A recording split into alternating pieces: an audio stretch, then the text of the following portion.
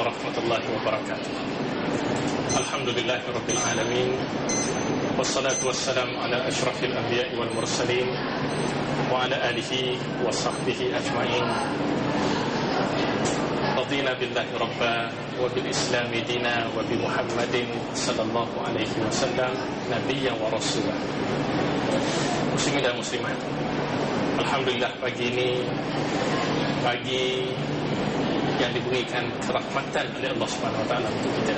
Cuba bayangkan semalam kita tidur, pagi ini kita bangun dan kita boleh beramal ibadat sebagai seorang Islam. Dan untuk itu saya tidak lupa untuk mengajak muslimin dan muslimat, jangan lupa untuk kita memuji Allah. Kita sebut alhamdulillah tadi. Kita berselawat kepada Rasulullah sallallahu alaihi wasallam. Kemudian kita menyatakan radina billahi rabban. Kami telah redha Allah sebagai satu-satunya Tuhan kami. Wa bil islami din. Kami redha juga Islam menjadi satu-satunya agama yang kita anti. Wa bi Muhammadin sallallahu alaihi wasallam nabiyyan wa rasulan. Dan kita redha juga Nabi Muhammad sallallahu alaihi wasallam sebagai satu-satunya nabi dan juga sebagai satu-satunya rasul yang akan kita ikuti ajarannya dunia supaya kita mendapat kebaikan di alam akhirat. Muslimin dan muslimat, pagi ini kita sedikit nak memperkatakan tentang sejarah Maulidur Rasul sallallahu alaihi wasallam. Sejarah kelahiran Nabi kita, Nabi Muhammad sallallahu alaihi wasallam. Saya nak ambil sejarah manusia. Sebenarnya manusia berada di atas muka bumi ini taklah lama sangat.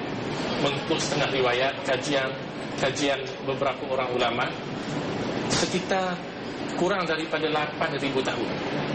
Kalau kita ambil daripada zaman Nabi Adam alaihissalam sampailah zaman sekarang, manusia baru berumur lebih kurang 7,800 tahun lebih kurang begitulah. Ini setengah, ada kata lebih daripada itu. Wallahu alam, kerana kita tidak ada satu petunjuk yang tepat yang boleh kita nyatakan sebagai dalil ataupun bukti yang paling sahih. Yang penting, daripada sejumlah manusia ini, dari sejumlah makhluk, Allah ciptakan manusia. Dan sejarah kejadian manusia ini juga menempuh satu sejarah yang besar yang mengubah, kalau kita baca sejarah dalam Al-Quranul Karim, yang mengubah perjalanan alam. Sehingga kan kalau kita kenal iblis, disebabkan wujudnya manusia, iblis ini bertukar dari satu makhluk yang beribadat kepada Allah Subhanahu Wa Taala tiba-tiba menjadi satu makhluk yang dilaknati oleh Allah Subhanahu Wa Taala. Kenapa? Kerana iblis dia ada rasa dengki, tak puas hati dan dia membenci manusia, iaitulah Nabi Adam alaihissalam, kerana dia protes Allah Subhanahu Wa Taala. Itu cerita sedikit saya ambil daripada kejadian manusia. Dan manusia ini berbanding dengan sekalian alam, termasuklah alam itu malaikat. Bila sebut malaikat, sudah tentu kita terbayang dalam pemikiran kita Jibril alaihissalam, kita terbayang Malakul Maut, kita terbayang Israfil, Izrail, Malik, Ridwan, 10 nama-nama malaikat yang hebat-hebat. Bila kita bayangkan malaikat ini, Allah nyatakan dalam Al-Quran bahawa mereka ini makhluk yang Allah jadikan mereka hanya taat kepada Allah Subhanahu Wa Taala. La ya'sunallaha ma amarahum wa yaf'aluna ma yu'marun. Mereka ini tak akan buat maksiat sama sekali. Tak ada sejarah malaikat buat maksiat. Tak ada sejarah malaikat menipu, tak ada sejarah malaikat sepak orang ataupun sepak sesama malaikat ataupun mengeluarkan perkataan-perkataan keji.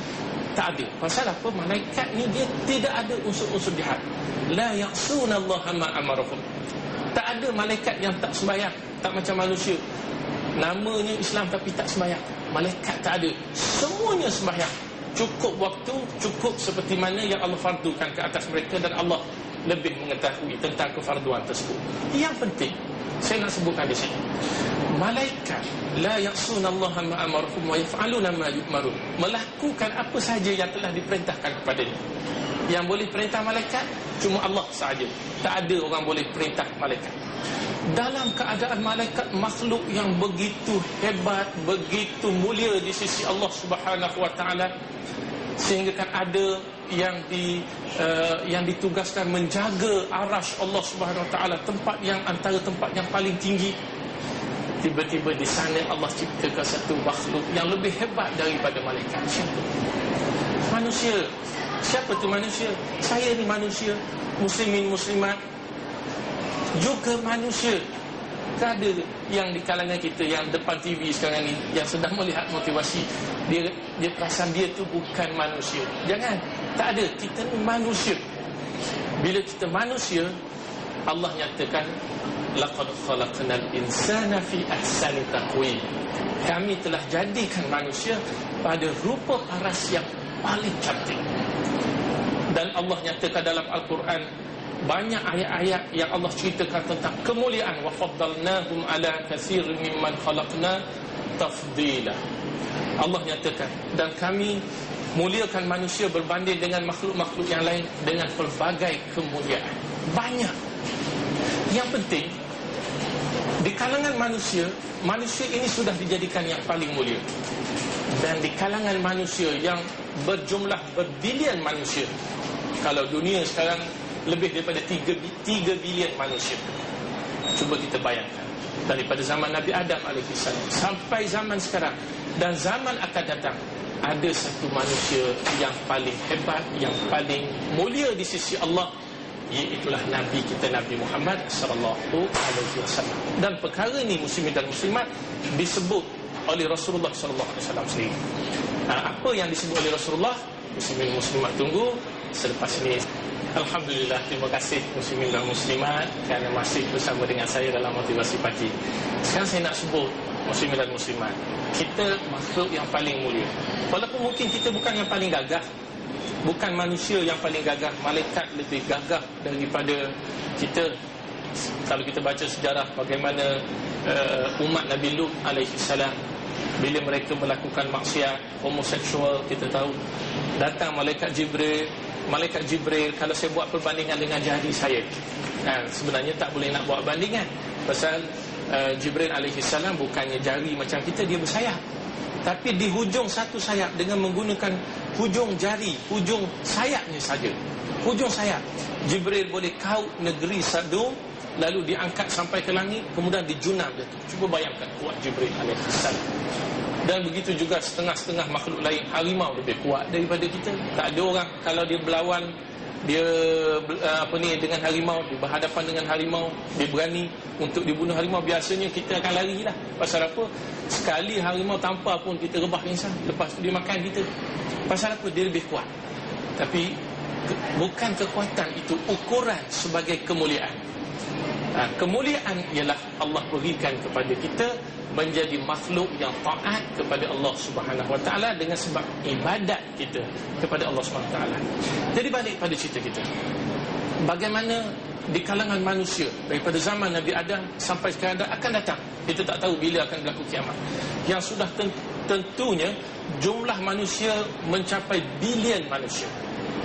Di kalangan ini mereka ada dipilih manusia-manusia yang mulia di kalangan masyarakat, dinamakan para rasul dan para nabi alaihi wassalatu wassalam. Abu Zar Al-Ghifari pernah ketika bersama dengan Rasulullah SAW, bersama dengan beberapa orang sahabat, Abu Zar Al-Ghifari dia bertanya, "Ya Rasulullah, berapa jumlah sebenarnya nabi dengan rasul-rasul ni?" Lalu Rasulullah beritahu, jumlah mereka 124,000 orang. Jumlah nabi dan para rasul. Dan 124,000 ini semua datang dengan perintah Allah. Ingat, kalau kita masih ingat peristiwa Isra dan Mi'raj, datang sembahyang di belakang Rasulullah sallallahu alaihi wasallam di Masjidil Aqsa di bumi Palestin waktu peristiwa Isra dan Mi'raj. Bayangkan, Nabi mengimamkan para nabi dan juga para rasul alaihi wasallam. Kemudian dipilih pula daripada 124,000 nabi, dipilih rasul 313. Daripada 313 ini dipilih pula seramai 25 rasul yang terpilih, yang kita hafal. Kemudian daripada 25 rasul dipilih pula 5 orang ulul azmi Kemudian daripada ulul azmi ini dipilih seorang, iaitulah Rasulullah sallallahu alaihi wasallam. Dan kalau kita buat kajian lagi, Nabi daripada bangsa Arab ataupun Rasul daripada bangsa Arab 4 orang je. Daripada seramai-ramai Nabi yang dikatakan bangsa Arab, 4 orang. Antaranya Nabi kita Nabi Muhammad sallallahu alaihi wasallam. Nabi kita adalah Nabi yang terpilih, makhluk yang paling mulia, lebih mulia daripada Jibril alaihi salam, adalah makhluk yang paling mulia. Bila sebut makhluk yang lain daripada Allah, semuanya makhluk. Syurga adalah makhluk, neraka adalah makhluk. Sebab itu kalau kita sebut syurga sekalipun, maka Nabi kita lebih mulia daripada syurga. Itulah Nabi kita, Nabi Muhammad sallallahu alaihi wasallam. Buktinya mudah. Satu hari, muslimin dan muslimat, saya sengaja sebut perkara ni bersempena dengan Maulidur Rasul ni, supaya kita sedar siapa kita dan siapa yang kita nak ikut ni, Nabi Muhammad sallallahu alaihi wasallam. Saya ambil satu contoh sebelum saya sebut hadis ni. Saya kadang-kadang bila naik kereta kan, saya naik kereta, kadang-kadang yang naik dengan saya tu orang yang ada pangkat. Bila dia ada pangkat, saya menumpang sekali. Saya pernah satu tempat saya pergi ceramah, tiba-tiba saya dijemput satu kereta dengan datuk yang menjadi pengurus bagi sebuah syarikat. Jadi datuk tu naik sebelah kanan, saya duduk sebelah kiri, belakang. Bila saya naik bersama dengan datuk ni orang mulia di syarikat beliau. Saya bila berada di sebelah, orang tak sambut datuk je, orang sambut dengan saya. Saya pun terangkat darjat. Pasal apa? Saya ikut datuk yang dimuliakan dalam syarikat tersebut. Jangan ikut datuk yang saya sebut macam orang tua-tua, tok nenek.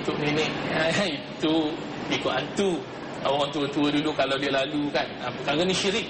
Saya nak ulangi, perkara ni syirik. Rasulullah sallallahu alaihi wasallam bawa ajaran Islam. Kalau kita takut, apa yang kita kena baca? Jangan baca tok nenek, anak cucu nak tumpang lalu ikut kubur Melayu, ikut kubur Cina ke kubur apa pun sekali, tiba-tiba nak lalu minta kebenaran tok nenek, padahal bumi tu bukan bumi tok nenek. Hantu-hantu tu bukan bunian yang punya, Allah yang punya. Baca bismillah, lalulah. Tak ada masalah, itu cerita lain. Yang penting muslimin dan muslimat, saya bila naik satu kereta dengan datuk, saya jadi terangkat kedudukan. Orang hormat saya. Cuba bayangkan kalau kita ikut Nabi Muhammad sallallahu alaihi wasallam, orang yang dimuliakan oleh Allah Subhanahu wa taala. Sebab itu buktinya mudah. Ada satu hadis diceritakan, satu hari Rasulullah nak sebutkan kepada para sahabat, nak ungkit, nak beri kesedaran kepada umatnya, apa untung kalau mereka ni ikut Nabi Muhammad sallallahu alaihi wasallam. Rasulullah pun naik atas mimbar. Kalau kita pergi ke Madinah, dekat Raudah ada satu mimbar. Mimbar Rasulullah berkhutbah di situ. Khutbah Jumaat ataupun khutbah yang perlu. Di sana Rasulullah sallallahu alaihi wasallam sebut.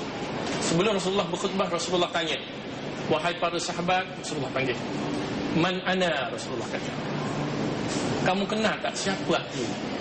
Sahabat terkejut. Pasal soalan dia pelik. Soalan itu tujuannya untuk menarik perhatian. Lalu sahabat pun menjawab. Sahabat kata, "Anta Rasulullah." Engkau adalah Rasulullah sallallahu alaihi wasallam. Rasulullah pun ungkit kepada para sahabat. Rasulullah kata apa? "Ana Muhammad ibnu Abdillah ibni Abdul Muttalib." Aku sebenarnya Muhammad bin Abdullah bin Abdul Muttalib. Dan muslim-muslimat tunggu dulu, lepas ni kita sambung. Alhamdulillah, terima kasih muslimin dan muslimat kerana masih setia dengan motivasi pagi.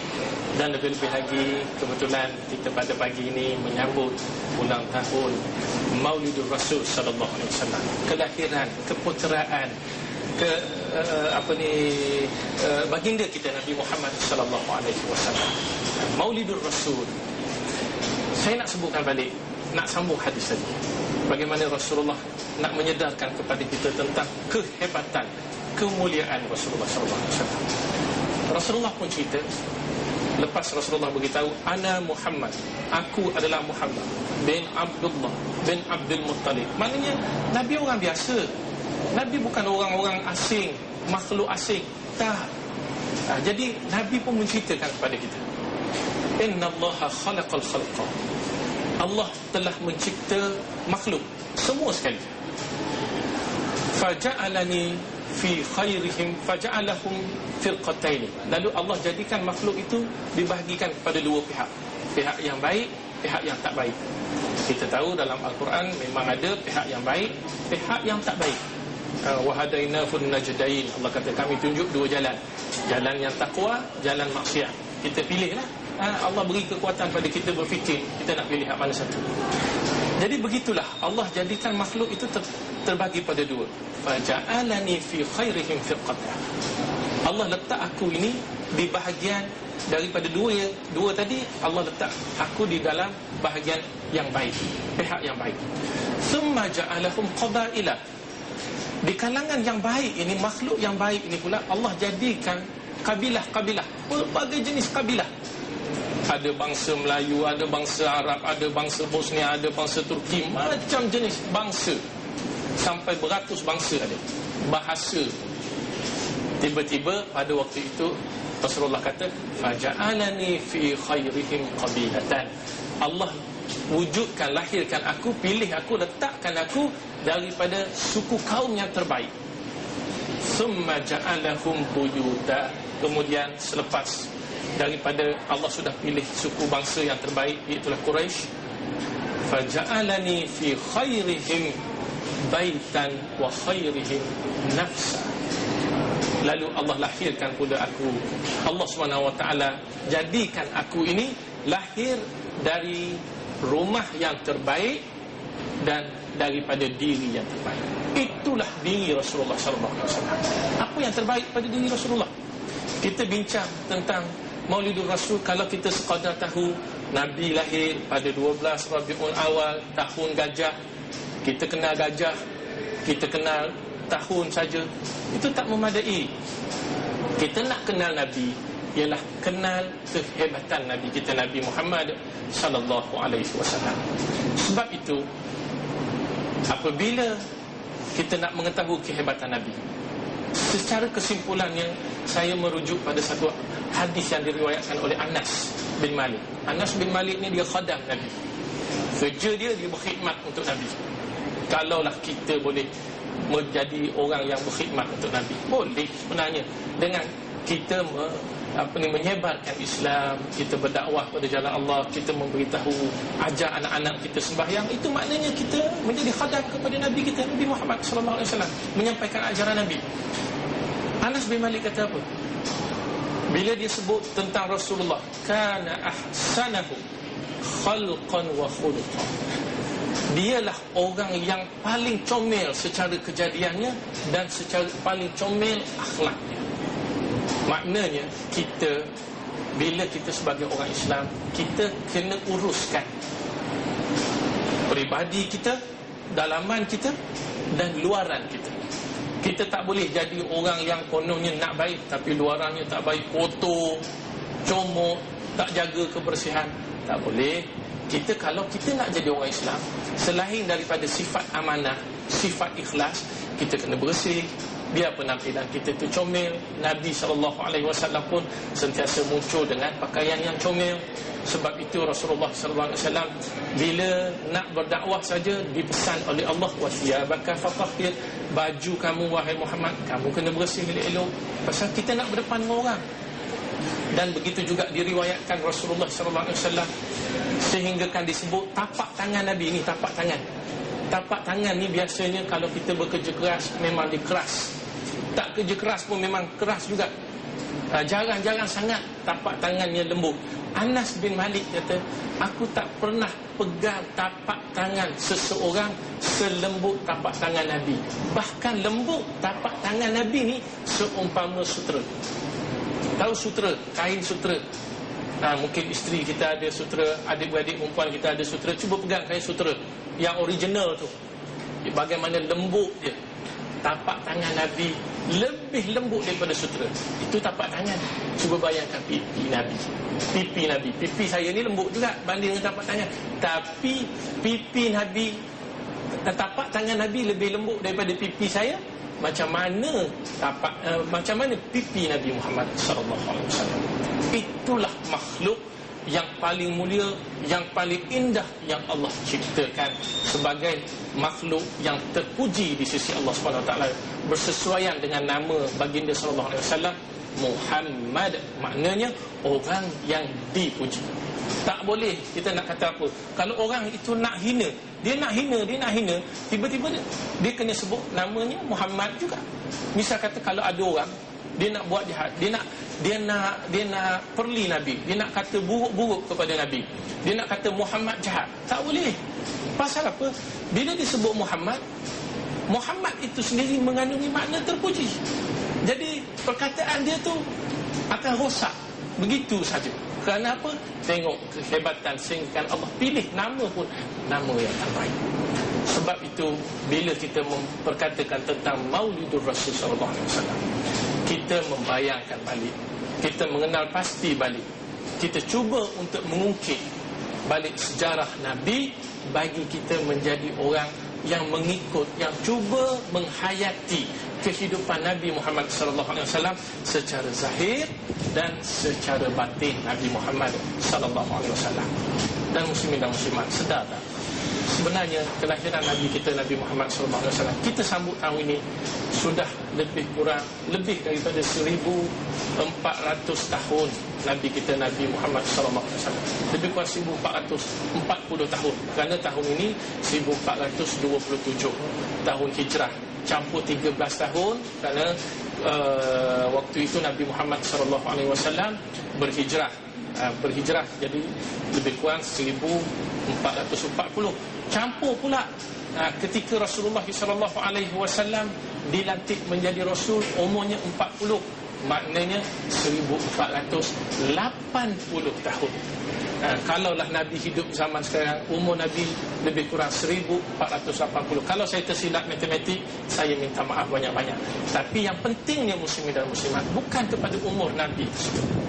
Nabi pernah diberi pilihan untuk hidup, tapi disebabkan Nabi tahu kalau Nabi mati menghadap Allah pun nescaya umat tidak akan sesat selagi mana berpegang dengan Quran dan sunnah Nabi Muhammad sallallahu alaihi wasallam. Maka penghayatan kita daripada Maulidur Rasul bukannya batang tubuh Nabi tersebut, dengan tidak nafi kalau ada duit pergilah ziarah Nabi di Madinah Al-Munawwarah. Itulah cara kita menghayati, merasakan kasih sayang kita kepada Nabi Muhammad sallallahu alaihi wasallam. Sekadar itu, assalamualaikum warahmatullahi wabarakatuh.